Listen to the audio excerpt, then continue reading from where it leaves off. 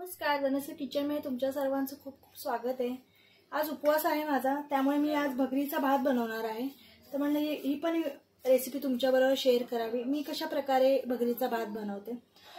काही वेळी आपण ना आमटी वेगळी भात वेगळा असं करतो, पण मी ना कधी कधी एकत्र पण करते, छान लागतं ते पण। इथे ना या स्टोपामध्ये शेंगदाणे भाजून घेतलेत, कारण माझं शेंगदाण्याचं कूट संपलेलं आहे। हे एवढे सगळे शेंगदाणे नाही आपण टाकणार आहे, मी कूट करून ठेवणार आहे। इथे मला जेवढी लागणार ना तेवढीच मी भगर घेतलेली आहे। आणि एक बटाटा घेतलाय, साल वगैरे काढून पाण्यात भिजत ठेवलाय तो।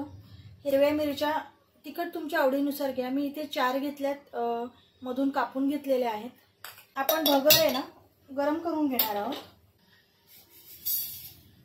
काही लोक ना याला वरीचे तांदूळ पण म्हणतात, आमच्या इथे याला भगर म्हणतात।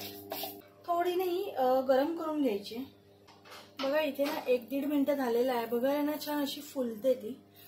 इथे गॅस मी बंद करून घेते आणि भगर आहे ना आपण काढून घेऊया। ह्याच्यामध्येच मी ना मिरच्या टाकून घेते, पण आपण आहे ना गरम करून घेणार आहोत। इथे मिरचीला ना छान डाग पडलेले आहेत, मस्त भाजले। आता इथे मी 1 चमचा आहे ना जिरा हे टाकते आणि इथे गॅस बंद करायचा। टोप तापलेला आहे ना आपल्या, त्याच्यात जिरं व्यवस्थित भाजलं जातं। ते उडायला लागते बघा, उडायला लागले, आवाज येत असेल तुम्हाला। हे ना आपण एका प्लेटमध्ये काढून घेऊया। ते जिरं आहे ना करपेल ते एकदम खाली। हे थोडं गार झालं ना की मिक्सरला वाटून घेऊया। आणि ह्याच्याच बरोबर शेंगदाणे सुद्धा आपण वाटणार आहोत। जेवढे तुम्हाला भगरीला लागणार आहेत ना तेवढे तुम्ही टाकू शकता, तेवढे तुम्ही टाकून घ्या।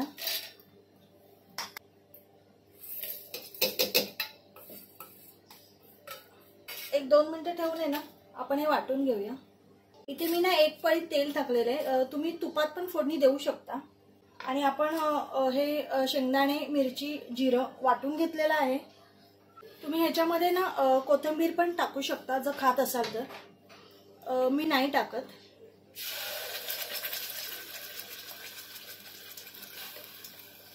ह्याच्यात थोडं पाणी टाकून पण घ्यायचंय। इथे वाटण आहे ना छान भाजलेलं आहे। आता ह्याच्यात मी बटाटा टाकते।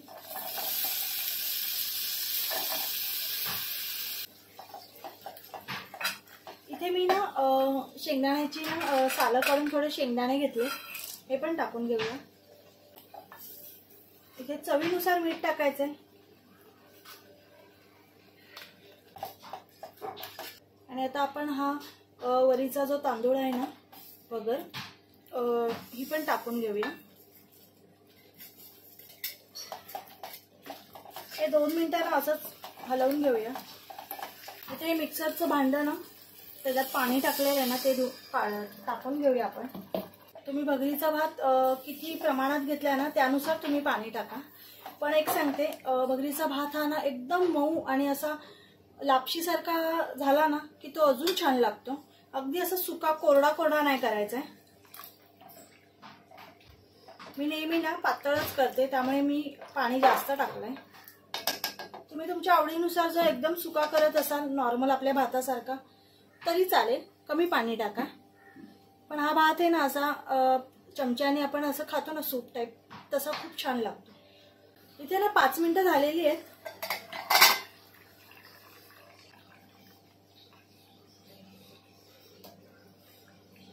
हे गार झालं ना भगरीचा भात की तो अजून घट्ट होतो, त्यामुळे गरम गरम असतानाच आहे ना मस्त खाऊन घ्यायचं छान पातळ असताना।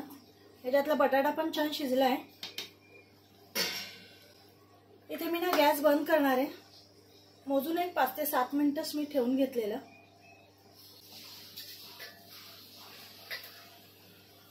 नक्की रेसिपी ट्राय करा, खूप छान होते। अगदी 1 बाउल खाल्ला ना तरी पोट असं एकदम भरतं। तुम्ही वरून कोथिंबीर वगैरे खात असाल ना तर तुम्ही वरून टाकू शकता। भगरीचा भात रेडी आहे। आणि हा मी इथे अर्धा लिंबू घेतलेला आहे। लिंबू पिळायचं आणि खायचं, खूप छान अप्रतिम होतं। नक्की ट्राय करा। माझे व्हिडिओ असेच बघत राहा, सबस्क्राईब करा, सपोर्ट करा। व्हिडिओ आवडला असेल तर नक्की लाईक, शेअर आणि सबस्क्राईब करा। बाय।